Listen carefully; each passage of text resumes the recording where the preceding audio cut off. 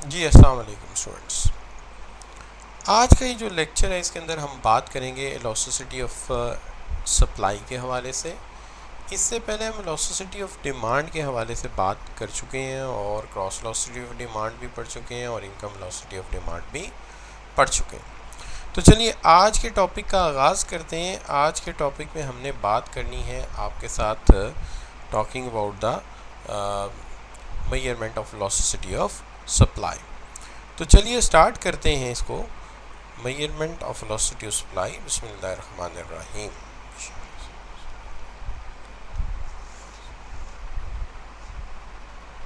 तो देखिए सबसे पहली बात जो है वो तो हम यहाँ से शुरू करते हैं कि देखिए मसला ये है कि हमने वेलोसिटी ऑफ डिमांड को देखा कि बहुत ज़्यादा पेपर फोकस है और फिर पेपर में सवालात भी ज़्यादा आते हैं।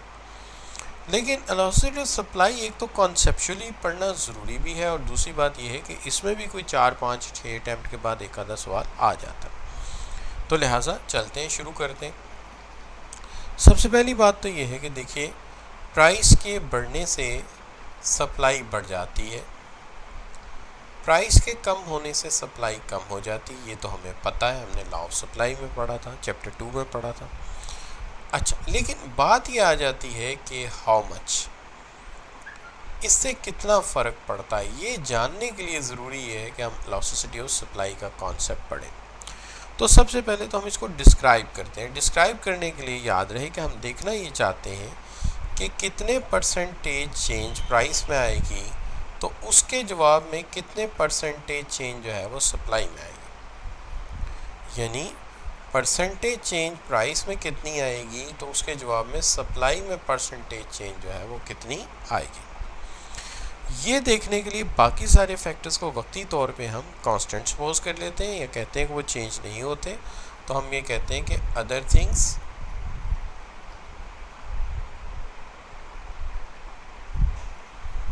Remain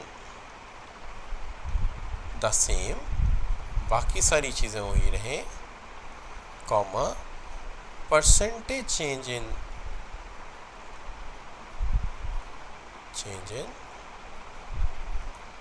quantity supply due to percentage change in price। कि प्राइस कितने परसेंट चेंज होगी तो नतीजे के तौर पे क्वांटिटी सप्लाई में कितने परसेंट चेंज आएगा। ठीक होगी बात। अच्छा, तो कितने परसेंट चेंज आएगा, तो हम ये कह रहे हैं कि प्राइस कितने परसेंट चेंज होगी तो क्वांटिटी सप्लाई में कितने परसेंट चेंज आएगा। This is what we call the elasticity of supply. अच्छा, इसको दूसरी सेंस में भी देख सकते हैं कि जी प्राइस के चेंज होने पे सप्लाई इसे क्या रिस्पॉन्स दे रही है, सप्लाई इसे किस तरह से जो है वो रिप्लाई कर रही है। तो ये भी हम देख सकते हैं, how supply is replying it.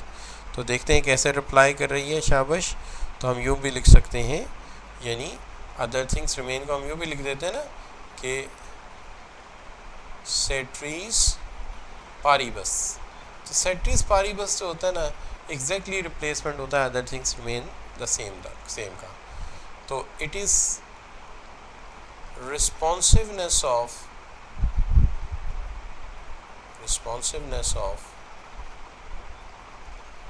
quantity supply to a change in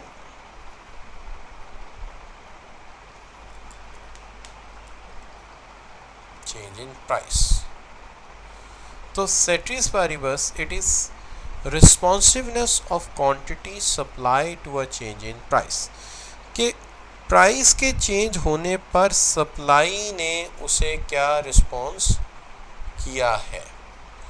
how supply is responding a change to a price, that is we called change in, that is we called the elasticity of supply. Again repeat करता हूँ, how quantity supply responding a change to a percentage change change in a price. This is called elasticity of supply. हम इसे इस तरह से लिखते हैं percentage change in quantity demanded by percentage change in supply और परसेंटेज चेंज इन प्राइस. तो percentage in quantity supplied versus percentage change in price. तो this is what the definition. अगर डेफिनेशन समझ आ गई तो चलिए एक सवाल का जवाब दीजिए. सवाल ये है कि क्वेश्चन ये आपके साथ, दिस इज क्वेश्चन बैंक का 26, price velocity of supply means. तो इसमें से करेक्ट डेफिनेशन ढूंढनी है. देखते हैं आप ढूंढ पाते हैं कि नहीं ढूंढ पाते. जी बच्चों, क्या करेक्ट डेफिनेशन है इसके अंदर? जी शाबाश सर, मिनटों की गेम है जी, ये तो आपके लिए मसला ही कोई नहीं. क्या ख्याल है बच्चों? बिल्कुल सही कहा आपने, इट्स अ बी ऑप्शन. ये बी ऑप्शन है. तो this is responsiveness of quantity supply to a change in price. तो this is responsiveness. So this is what the correct definition. तो यहाँ तक तो इसका मतलब बात आ गई हमें समझ. अब सवाल ये पैदा होता है कि परसेंटेज चेंज इन आएगी प्राइस में, जिसकी वजह से परसेंटेज चेंज आ जाएगी क्वांटिटी सप्लाई में. मान लिया. अब सवाल ये है कि अगर यहाँ पे भी 10% चेंज आए और यहाँ पे भी 10% चेंज आए तो आप इसको क्या कहेंगे? शाबाश. दोनों में बराबर चेंज आए तो आप इसको क्या कहेंगे? कि जितनी चेंज प्राइस में आई है उतनी इसमें. बिल्कुल सही. तो आप कहेंगे ये यूनिटी इलास्टिक.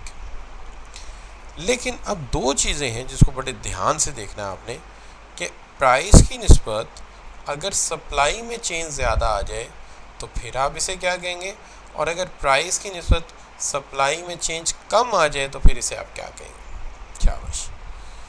प्राइस 10% है, सप्लाई 15% है, 15% है. अब क्या कहेंगे आप इसे? बिल्कुल सही. अब आप इसे कहेंगे इलास्टिक सप्लाई. लेकिन अगर प्राइस 10% है, सप्लाई 5% है, फिर आप इसे क्या कहेंगे? फिर आप इसे कहेंगे ये इनइलास्टिक है. चलिए ऐसा करते हैं, इसका डायग्राम बना के देखते हैं. ठीक है, डेफिनेशन समझ आ गई, ज़रा डायग्राम बना के देखते हैं. चलिए डायग्राम बनाते हैं. यहाँ पे पहले मैंने अरेंज करके रखा है कि यूनिटी इलास्टिक के केस में दोनों में बराबर चेंज आएगी, प्राइस में भी और सप्लाई में भी. अगर ऐसा है तो एक ऐसा डायग्राम बनाते हैं जहाँ बराबर चेंज आए और फिर देखते हैं इसके कर्व की शेप कैसी है, यानी इसके जो सप्लाई कर्व है उसकी शेप कैसी है. तो यहाँ पे क्वांटिटी रख लेते हैं, यहाँ पे प्राइस रख लेते हैं.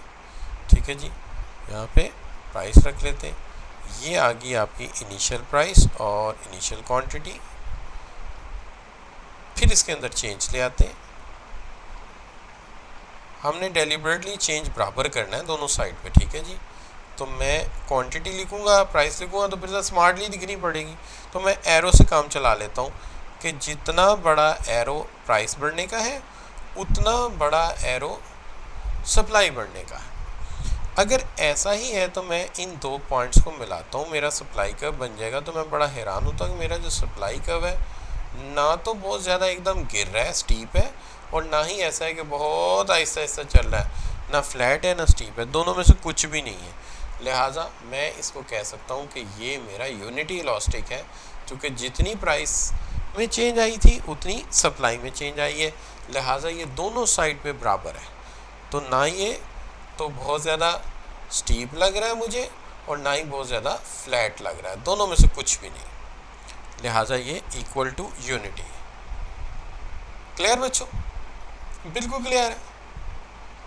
ठीक है जी, चले सही हो गया. अगर क्लियर है तो फिर क्लियर शो भी तो किया करो भाई, क्लियर है, कुछ बताया भी तो करो कि क्लियर है. अच्छा, तो ये मैं मिटा देता हूँ. तो ये पता लगा ना स्टीप है ना फ्लैट है. इसका मतलब भाई ना तो ये इनइलास्टिक है ना इलास्टिक है, दोनों के दरमियान में आता है. जितनी चेंज प्राइस में उतनी सप्लाई में. लेकिन अगर एक डायग्राम ऐसा बन जाए जिसके अंदर प्राइस वाली साइड पे चेंज थोड़ा हो और सप्लाई वाली साइड पे ज़्यादा हो, तो फिर क्या होगा? देख लेते हैं फिर कर्व कैसा बनेगा, बना के देख लेते हैं. तो ये सप्लाई में चेंज ज़्यादा, ये एरो से ज़ाहिर कर लेता हूँ ना, प्राइस में थोड़ा सप्लाई में ज़्यादा. तो फिर सप्लाई कर्व कैसा बनेगा? फिर सप्लाई कर्व ये बनेगा. थोड़ा सा ऊपर ले जाता हूँ, ये बनेगा आपका सप्लाई कर्व, ये ठीक है जी। तो ये कैसा सप्लाई कर्व है जी, ये स्टीपर है कि फ्लैटर है? मैंने एक तरफ प्राइस में चेंज कम रखा था, क्वांटिटी में ज़्यादा रखा था, तो क्या बना, स्टीपर बना कि फ्लैटर बना? शाबाश। तो आप कहेंगे ये तो स्टीप है, ये स्टीप है? शाबाश आपके। स्टीप ऐसा होता है? स्टीप तो ऐसा नहीं होता जैसे अगर कभी आप किसी पहाड़ी पे चढ़ेंगे जी बड़ी स्टीप है, चढ़ने में बड़ी स्टीप है, स्टीप का मतलब ये कि आराम से चढ़ी जा रही है। ये तो फ्लैट है बेटे, तो दिस इज फ्लैट। क्यों? क्योंकि प्राइस में चेंज थोड़ा है, प्राइस में चेंज शायद 5% है, और सप्लाई में चेंज मेरा ख्याल है कम से कम 20% है। यानी अगर एरो के हिसाब से देखा जाए तो उससे 4 गुना बड़ा एरो। ठीक है ना बच्चों? अच्छा, अब अगर आप दूसरी तरफ देखते हो, ठीक है, दूसरी तरफ देखते हो तो ऐसा भी तो हो सकता है ना कि प्राइस में चेंज बहुत ज़्यादा आए और सप्लाई रिजिड हो जाए, उसको बहुत ही कम रिस्पॉन्स दे। तो ऐसा भी करके देख लेते हैं फिर सप्लाई कर्व कैसा बनता है। तो देखिए, प्राइस में बहुत ज़्यादा चेंज लाते हैं, सप्लाई में बहुत थोड़ा चेंज ला के देखते हैं। ये देखिए, प्राइस में चेंज बहुत ज़्यादा कर दिया, सप्लाई में चेंज बहुत थोड़ा किया है वही पॉजिटिव चेंज है, प्राइस के बढ़ने से सप्लाई बढ़ रही है। अब सप्लाई कर्व को देखते हैं कैसा बनता है। तो अब सप्लाई कर्व कैसा बना है? शाबाश जी। अब सप्लाई कर्व कैसा बना है बच्चों?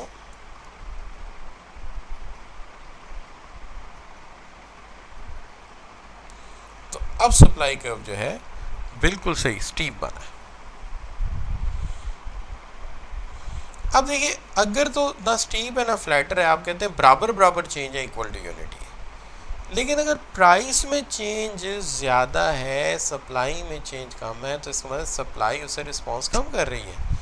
ऐसी सूरत में इसे लेस देन 1 होना चाहिए स्टीप की सूरत में। लेकिन अगर प्राइस थोड़ी चेंज हो रही है, सप्लाई बहुत ज़्यादा चेंज हो रही है, प्राइस बहुत थोड़ी चेंज हो रही है, सप्लाई बहुत ज़्यादा चेंज हो रही है, तो इसमें सप्लाई उसे ज़्यादा रिस्पॉन्स दे रही है। तो ज़्यादा रिस्पॉन्स देने का मतलब ये होगा कि इलास्टिसिटी 1 से ज़्यादा होगी। ठीक हो गया बच्चों? अब ये समझ आ गया कि ना स्टीप हो ना फ्लैट हो तो यूनिटी इलास्टिक होता है, और अगर फ्लैट हो तो समझ प्राइस कम चेंज हो रही, सप्लाई ज़्यादा चेंज हो रही, तो फिर एक से ज़्यादा, इलास्टिसिटी ग्रेटर देन 1, इलास्टिक हो गया। और अगर सप्लाई कम प्राइस ज़्यादा तो फिर ये लेस देन यूनिटी होगा, ये इनइलास्टिक होगा। क्लियर बच्चों? तो ये साथ अटैच रहेगा। अब यहाँ तक बात हो गई क्लियर। अब दो एक्सट्रीम्स की तरफ चलते हैं। इन दो एक्सट्रीम्स में से एक एक्सट्रीम है जिसे हम कहते हैं परफेक्टली इलास्टिक। परफेक्टली इलास्टिक में आप ये सिचुएशन ले सकते हैं, जैसे गर्मियों में क्या होता है कि वाटरमेलन उगने शुरू होते हैं पाकिस्तान के या पंजाब के सिंध के खेतों में। नतीजा ये होता है कि प्रोडक्शन होती चली जाती, वही बेल है, लगते जा रहे हैं वाटरमेलन, लगते जा रहे हैं। तो वाटरमेलन जो है, फ़र्ज़ कर लीजिए अगर 50 रुपीज़ पर केजी है, तो एक ट्रक आया, दूसरा आया, तीसरा आया, तो सप्लाई आती चली जाती है। तो हम ऐसी सप्लाई को कहते हैं कि ये इन्फिनिटी इलास्टिक है, कि प्राइस तो चेंज होती नहीं लेकिन सप्लाई बढ़ती चली जा रही है। तो इसको हम कहते हैं ये horizontal supply curve, horizontal supply curve. ठीक हो गया बच्चों? क्यों? क्योंकि सप्लाई आती चली जा रही है, प्राइस चेंज नहीं हो रही। जी, यहाँ तक क्लियर है बच्चों? जी शाबाश, यहाँ तक क्लियर है बच्चों? जी ठीक हो गया। अच्छा, अब ऐसी भी सूरत हाल हो जाती है कि बाज़ वक़्त सप्लायर आपस में मिल जाते हैं, जैसे हमारी सीमेंट इंडस्ट्री में अक्सर ऐसा हो जाता है कि सीमेंट इंडस्ट्री में सारे सप्लायर मिलके ये तय कर लेते हैं कि हमने जो सप्लाई है ना वो एक हद से ज़्यादा बढ़ानी ही नहीं है, एक हद से ज़्यादा बढ़ानी नहीं। जब भी सप्लायर ये तय कर लेना या कर लें ज़्यादा हो कि हमने इससे ज़्यादा सप्लाई नहीं देनी, तो उनका जो सप्लाई कर्व है वो एक पोल नमा या एक खंबे की शक्ल का बन जाएगा। चूँकि उन्होंने तय कर लिया कि इससे आगे सप्लाई देनी नहीं, कीमत जो मर्जी हो जाए, तो वो तय कर लेते हैं जी 45 मैट्रिक टन रोज़ का सीमेंट बनाएंगे, इससे आगे सीमेंट बनाना नहीं है।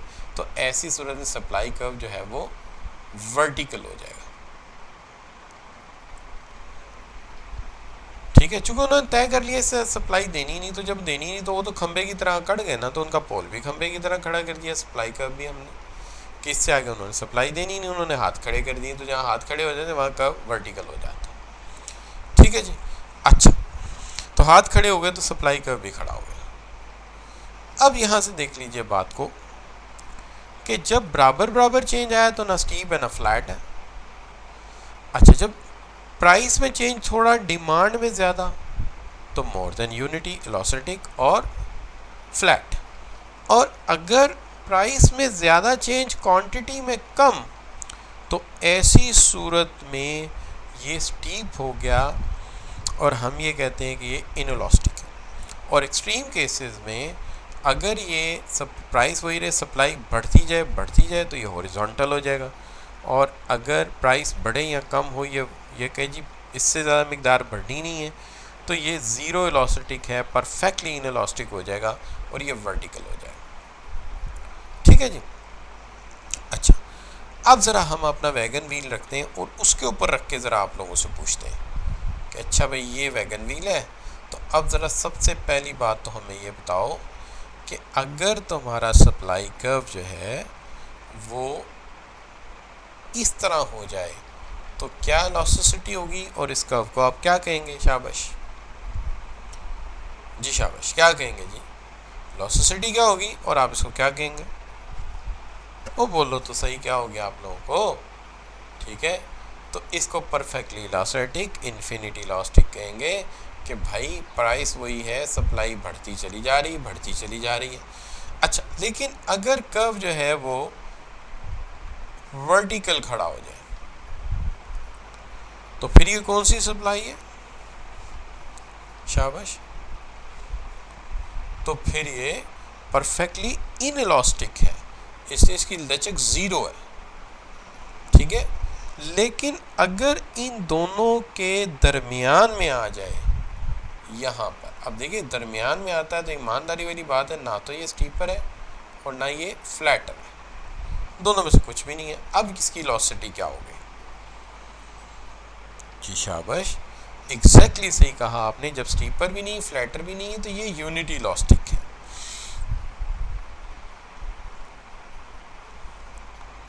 और अगर फर्ज कर लीजिए एक की लेफ्ट साइड पे हो और ज़ीरो से नीचे हो, तो फिर आप क्या कहेंगे?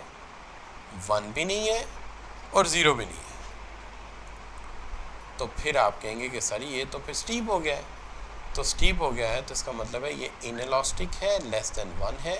और अगर इस साइड में है, जी शाबाश,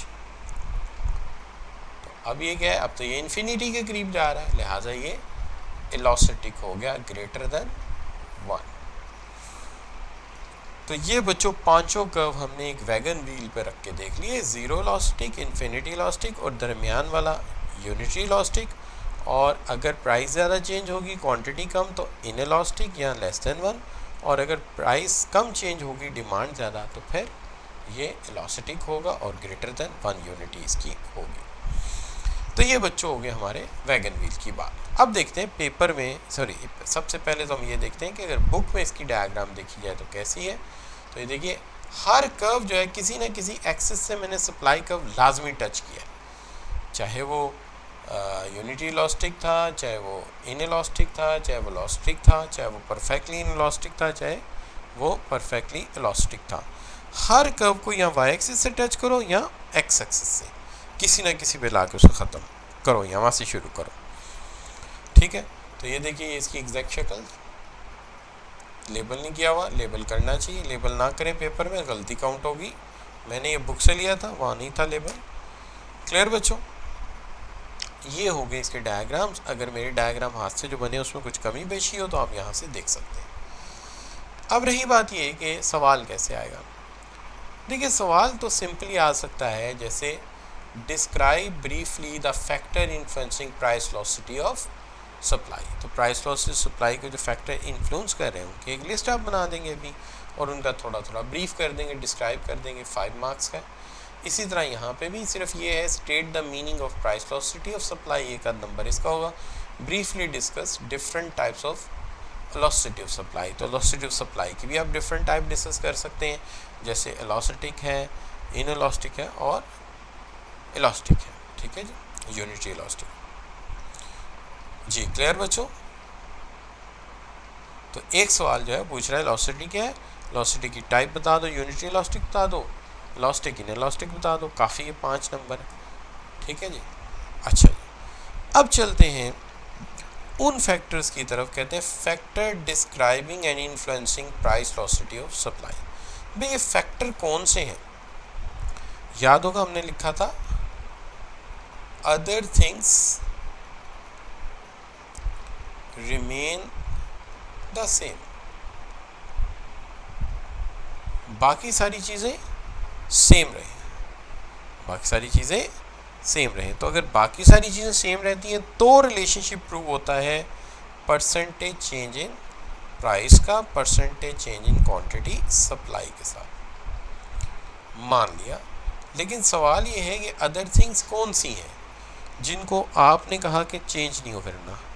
क्या है जी अदर थिंग्स? शाबाश। अब ये तीसरी चौथी दफ़ा पढ़े हम कॉन्टीन्यूसली, सप्लाई एंड डिमांड में पढ़ी, फिर वेलोसिटी ऑफ डिमांड में पढ़ी। क्या है जी ये फैक्टर? शाबाश।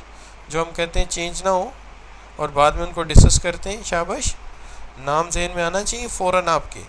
Yes, this is determinants of velocity of supply. तो ये वो डिटर्मिनेंट्स हैं जिनको आपने कांस्टेंट सपोज करके एक रिलेशनशिप को प्रूव किया था। चलिए आगे चलते हैं, बात करते हैं इनके ऊपर ये कैसे इफेक्ट करते हैं। इसके अंदर मैं 2 तरह की सप्लाई ले रहा हूँ सिर्फ, हाल तो 5 तरह की पड़ी है लेकिन 2 ले रहा हूँ जो पॉपुलर है। इसके अंदर एक सप्लाई हम ले रहे हैं इलास्टिक। इलास्टिक का मतलब फिर जहन में होना चाहिए कि मतलब ये है कि अगर प्राइस में मामूली सा भी इजाफा हुआ तो सप्लाई में इजाफा बहुत ज़्यादा होगा।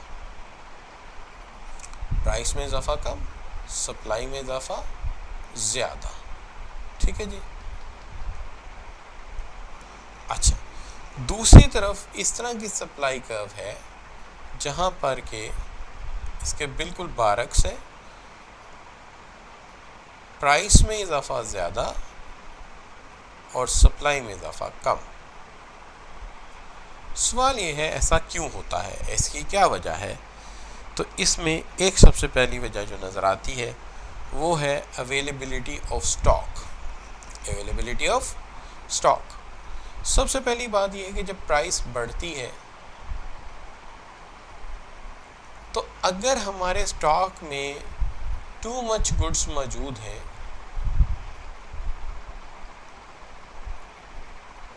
और वो स्टोर हुई हैं तो फिर तो हम फौरी तौर पे क्या करेंगे? शाबाश, बहुत ज़्यादा गोदाम में पड़ी है, कीमत बढ़ गई, भाई मौका गनीमत जानो, फौरी तौर पे सप्लाई बढ़ा दो तो इलास्टिक हो जाएगी, सप्लाई बढ़ जाएगी, सप्लाई बहुत ज़्यादा बढ़ जाएगी। लेकिन अगर बिल फर्ज स्टॉक में चीज़ें नहीं हैं, नॉट इन स्टॉक, स्टॉक में अवेलेबल ही नहीं है, तो फिर क्या करेंगे? फिर प्राइस बढ़ेगी, सप्लाई बहुत थोड़ी बढ़ेगी। स्टॉक में नहीं है, भाग दौड़ करेंगे जो हो सकती है। और इसमें ज़्यादातर मिसालें देखिए, ज़्यादातर स्टॉक में जो चीज़ें बहुत ज़्यादा मौजूद रहती हैं उसके अंदर आपको याद है, स्टेशनरी की मिसाल ले लीजिए ना, कि स्टेपलर की पिनें बहुत ज़्यादा होती हैं, पेन्स बहुत बड़ी होती हैं, थोड़ी सी कीमत बढ़े, हम कहते हैं जल्दी से सप्लाई करो। लेकिन जब आप बात करते हैं हाउसेस की, तो हाउसेस की सप्लाई तो भाई इतनी ज़्यादा नहीं होती ना, वो तो बनाने में टाइम लगता है। यहाँ बिग साइज़ के ट्रक हैं, ऑर्डर भी बनते हैं।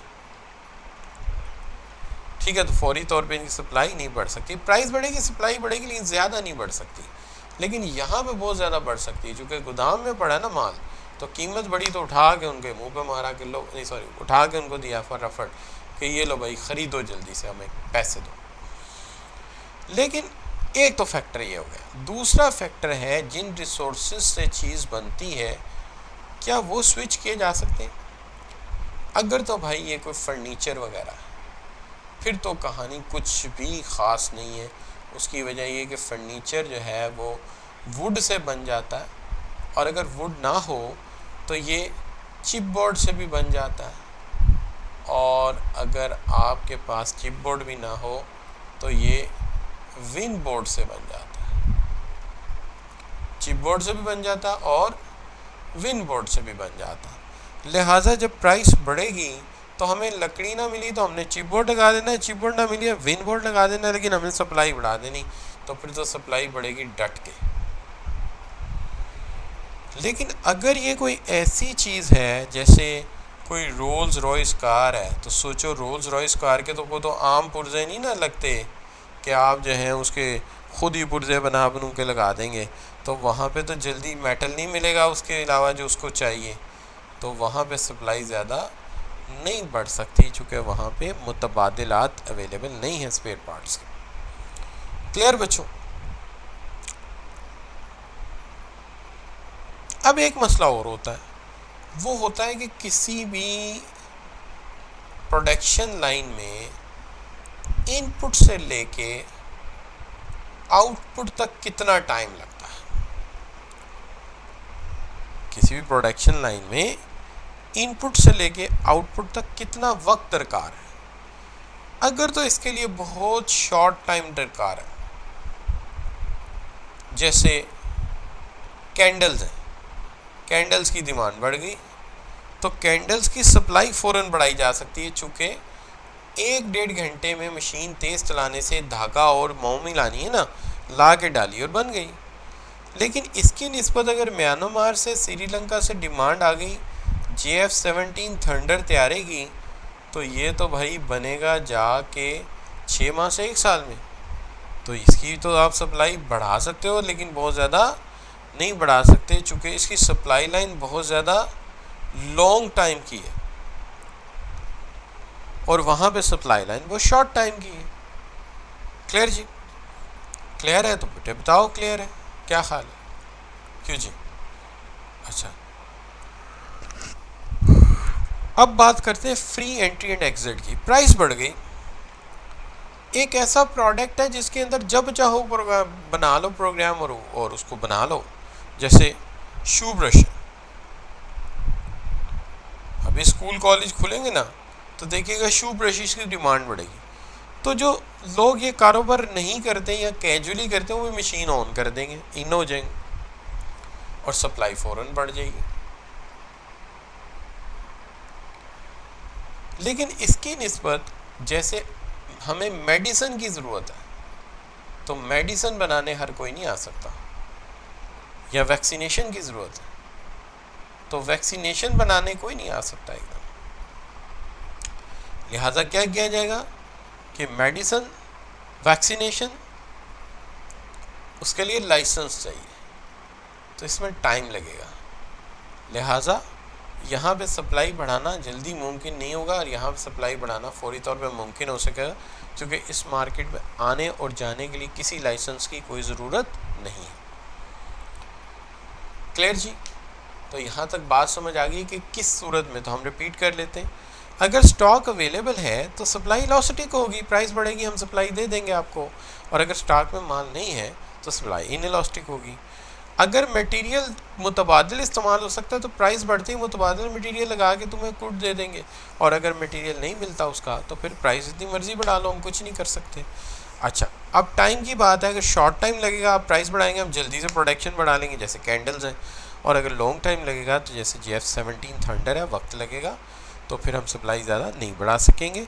और एंट्री एंड एग्ज़िट का मामला ये है कि अगर प्राइस बढ़ती है इसमें आसानी से एंट्री हो सकती है, जैसे शू पॉलिश है, शू ब्रश है, तो फौरी तौर पे लोग आएंगे और आके उसकी प्रोडक्शन शुरू कर देंगे।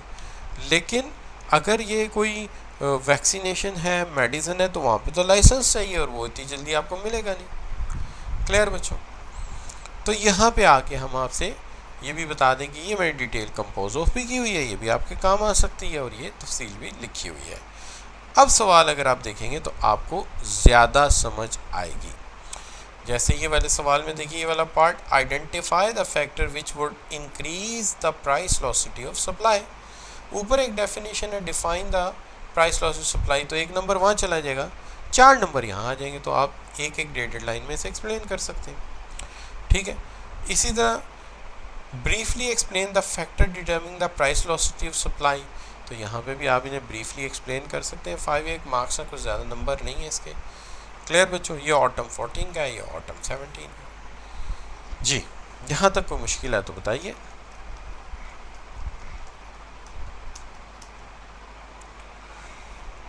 तो ठीक हो गया जी, तो यहाँ पे इस टॉपिक को हम फिर यहीं पे वाइंड अप कर देते हैं। तो let me winding up this, मैं इसको वाइंड अप कर रहा हूँ।